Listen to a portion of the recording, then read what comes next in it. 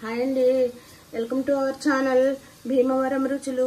ఎలా ఉన్నారు ఫ్రెండ్స్? అందరూ బాగున్నారా? మేమైతే చాలా బాగున్నామండి. మీరు కూడా బాగుండాలని మనస్ఫూర్తిగా కోరుకుంటున్నాను.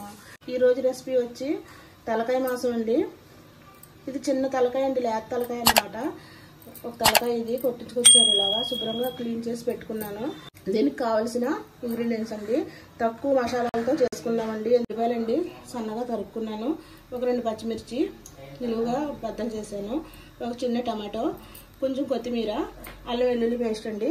1 స్పూన్ వేసుకోవచ్చు, తక్కువ వేసుకోవాలండి. ఎందుకంటే మనం ఇప్పుడు వేసవకాలం కాబట్టి మసాలా బాగా తక్కువ వాడాలి.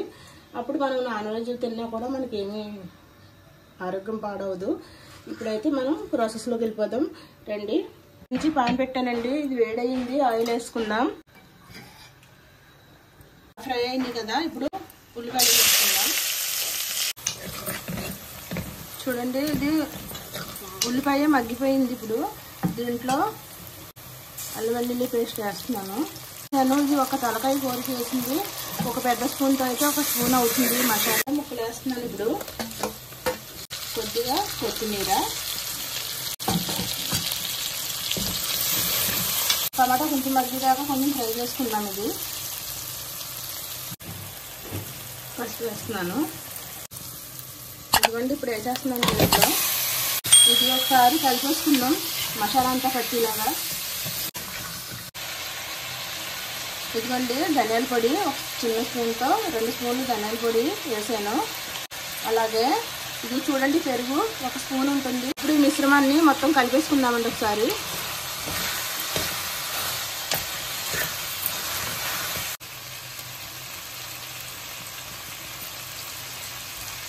వేస్తున్నాం కారం. సరిపడా కారం వేసుకోవచ్చండి, టేస్ట్ కాదు. ఒకళ్ళు ఎక్కువ తింటారు కారం, ఒకళ్ళు తక్కువ తింటారు కదా. మీరు ఎంత మోతాదులో తింటారో దాన్ని బట్టి కారం వేసుకోండి.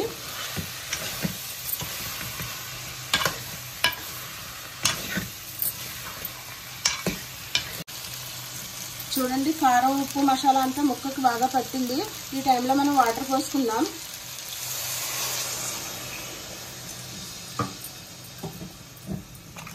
ఒక గ్లాస్ ఉంటుందండి వాటర్, ముక్క ములిగే వరకు పోసుకోవాలి. ఇంకొద్దిగా పోస్తాను. ఇప్పుడు మొత్తం కలిపేసుకుందాం ఒకసారి అండి. ఫుల్ ఫ్లేమ్ మీద ఉడికించి తర్వాత సిమ్ చేసేస్తానండి. అది ఎంతవరకు ఉడికిందో నేను తర్వాత చెప్తాను, టైం ఎంత పట్టిందో. మూత పెట్టేస్తున్నానండి. ఇదిగోండి, ముక్క తీస్తున్నాను, చూద్దాం ఎలా వచ్చిందో.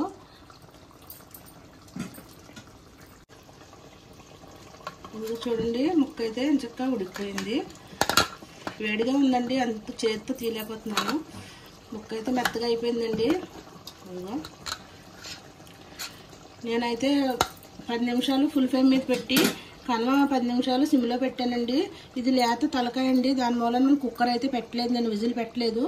బాగా ఉడికిపోయిందండి. కర్రీ అయితే చూసారు కదా, గ్రేవీ ఎలా వచ్చిందో. నేను చెప్పాను కదండి, తక్కువ ఉల్లిపాయ వేసినా మనం గ్రేవీ బాగా వస్తుందని చెప్పేసి నేను ఏ జీడిపప్పు కానీ ఏది కొబ్బరి కానీ ఏది వేయలేదండి పేస్ట్ అసలు. ఎందుకంటే ఇది వేసవకాలం కాబట్టి తలకాయ కూర తినటమే కష్టం వేడికి. ఇది మహా వేడి, దానికోసం నేను ఏ మసాలాలు వేయకుండా అల్లం వెల్లుల్లి పేస్ట్ వేసి కొంచెం అంటే కొంచెం పెరుగు వేసానండి. దాంతోనే ఈ కూర పూర్తి చేశాను. చాలా ఎమ్మిగా బాగా వచ్చిందండి. కర్రీ అయితే బాగా కుదిరింది. దీంట్లో ఇప్పుడు కొంచెం అంటే కొంచెం గరం మసాలా వేస్తాను. ఇదిగో చూడండి, ఎంత తక్కువ క్వాంటిటీ వేస్తున్నానో. గరం మసాలా కూడా ఎక్కువ వాడకూడదండి వేసవకాలంలో, కొద్దిగా వేసాను అన్నమాట. ఇప్పుడు ఫైనల్గా కొత్తిమీర వేసేస్తున్నాను. చాలా బాగా వచ్చిందండి కర్రీ, మంచి టేస్ట్గా ఉంది. ఇది లేత తలకాయ కాబట్టి మనకి సరిగ్గా 20 నిమిషాల్లో కర్రీ అయితే రెడీ అయిపోయింది. చూసారు కదా ముక్క ఎలా ఇడిపోతుందో. ఇదేనండి ఈరోజు రెసిపీ మాది. ఇదిగోండి, మేక తలకాయ కూర అండి, రెడీ అయిపోయింది. చాలా మంచిగా వచ్చిందండి, టేస్టీగా వచ్చింది.